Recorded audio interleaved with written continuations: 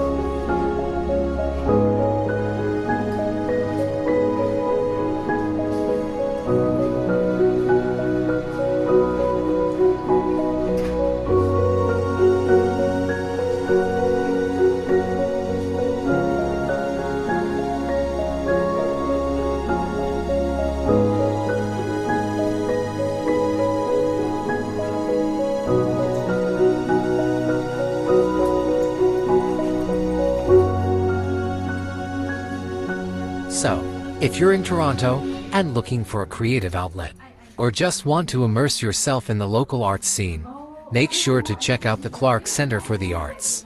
Thanks for tuning in, and I'll see you in the next one.